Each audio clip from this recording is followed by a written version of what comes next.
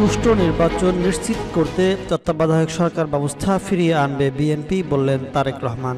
অবাধ ও সুষ্ঠু নির্বাচন নিশ্চিত করতে বিএনপি বাতিল হওয়া তত্ত্বাবধায়ক সরকার ব্যবস্থা সংবিধানে আবারও ফিরিয়ে আনবে বলে জানিয়েছেন দলটির ভারপ্রাপ্ত চেয়ারম্যান তারেক রহমান। তৃণমূলের নেতাকর্মীদের সঙ্গে ধারাবাহিক মত বিনিময়ের অংশ হিসেবে সোমবার খুলনা বিভাগের সভায় তিনি এই অঙ্গীকার ব্যক্ত করেছেন।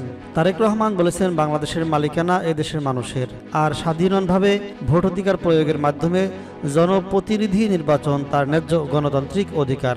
দেশে অবাধ ও সুষ্ঠু নির্বাচন নিশ্চিত করতে 1996 সালে বাংলাদেশ জাতীয়তাবাদী দল বিএনপি জনগণের ভোটাধিকার নির্বিঘ্ন করতে দলীয় সরকারের পরিবর্তে তত্ত্বাবধায়ক সরকার ব্যবস্থা সংবিধানে সংযুক্ত করেছিল।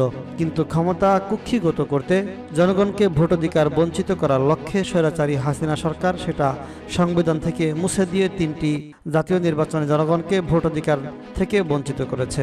আমরা জনগণের ভোটাধিকার পুনঃপ্রতিষ্ঠা করতে তত্ত্বাবধায়ক সরকার ব্যবস্থা সংবিধানে আবারও সংযুক্ত করতে চাই।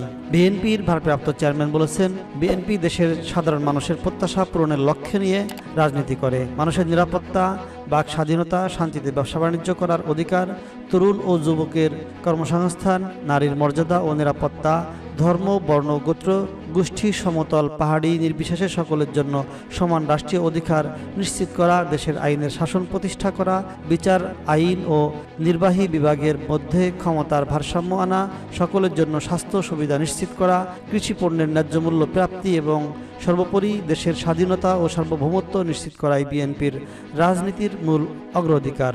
বিএনপি প্রতিহিংসার বিশ্বাস করে না, এমনটা জানিয়ে তিনি বলেছেন, দেশের মানুষও গত 17 বছর বাংলাদেশের নামের এক বৃহত্তম কারাগারে বন্দী জীবনযাপন করেছেন। সুতরাং আজ হিংসা নয়, বরং দেশের মানুষের প্রত্যাশা পূরণের মাধ্যমে অতীতের সকল অন্যায়ের জবাব দিয়ে দৃষ্টান্ত স্থাপন করতে হবে। তারেক রহমান বলেছেন, বছরের পর বছর ধরে আন্দোলন, সংগ্রাম, ত্যাগ, বঞ্চনা সহ্য করে বিএনপি আজ জনগণের যে আস্থা আর ভালোবাসা অর্জন করেছে, দলের কিছু বিপদগামীর হটকারিতায় মানুষের সেই আস্থা আর প্রত্যাশার জায়গা ক্ষতিগ্রস্ত হবে, সেটা কোনোভাবেই সহ্য করা হবে না, সেটা তিনি যেই হন না কেন।